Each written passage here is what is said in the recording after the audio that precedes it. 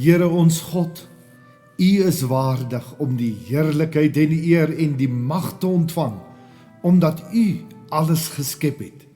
Deur U wil het alles ontstaan en is dit geskep. Openbaring 4 vers 11. Ek weet nou nie of jy bevoorreg was om die ander aand die maansverduistering te sien nie.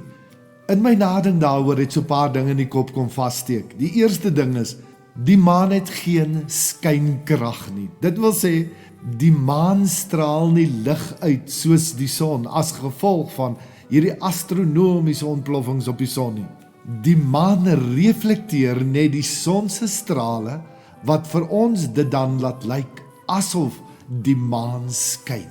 Soos wat dit hier in Openbaring vir ons beskryf staan, is jou en my se uitsluitlike doel op aarde is om God se glorie, sy eer, sy almag, sy liefde, alles wat hy is, te reflekteer na 'n wêreld wat op soek is na lig. Die maan was die ander aand bloedrooi gewees en sommige mense het gepraat van 'n bloedmaan.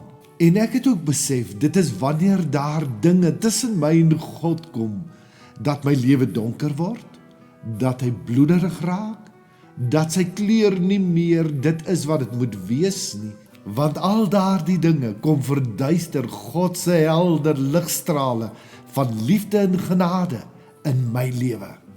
Wanneer ek en jy besef dat God alles gemaak het en dat alles aan hom behoort en dat ek en jy hier is om sy lof en eer te verkondig, dat ons so ietsie begin verstaan van hoekom ons hier is.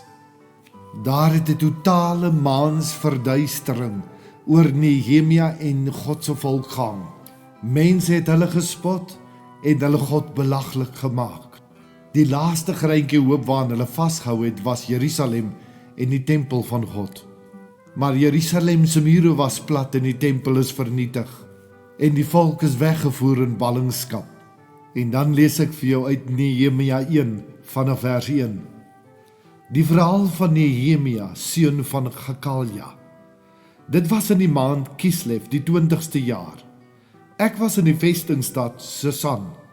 Hanani, een van my mede-amptenare, het daar aangekom uit Juda. Hy en 'n paar ander manne. Ek het by hulle navraag gedoen oor die Judeërs wat uit die ballingskap vrygelaat is en teruggegaan het, en oor Jerusalem. En hulle het vir my gesê, die ballinge wat teruggegaan het, beleef daar in die provinsie Juda groot elende en smaad. Die muur van Jerusalem lê om en die stadspoorte is verbrand. By die aanhoor van die woorde het ek gaan sit en gehuil en daar lank getreur. Ek het gevas en tot die God van die hemel gebid.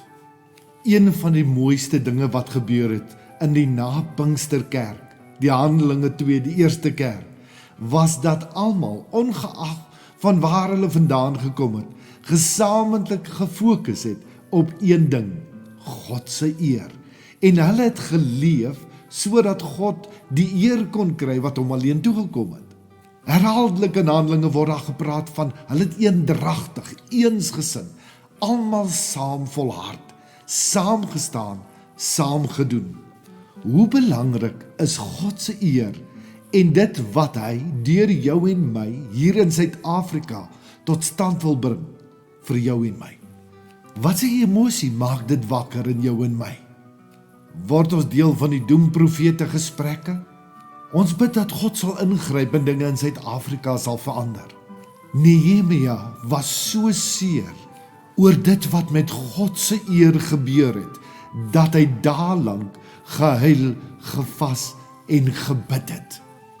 Ek wil dit waag om vir jou te sê, solank soos wat dit oor jou en my verwagting en behoeftes gaan, en wat ons in Suid-Afrika wil hê, en wat ons in ons kerke en ander plekke wil sien, mis ons die punt.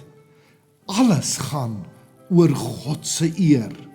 En voordat ek en jy nie verstaan dat dit heel eerste voor alles oor God gaan en sy eer nie, gaan sy koninkryk nie in Suid-Afrika kan kom nie. Here, mag dit wat ek dink, doen en sê vandag, U verheerlik, my naaste opbou en U koninkryk laat kom.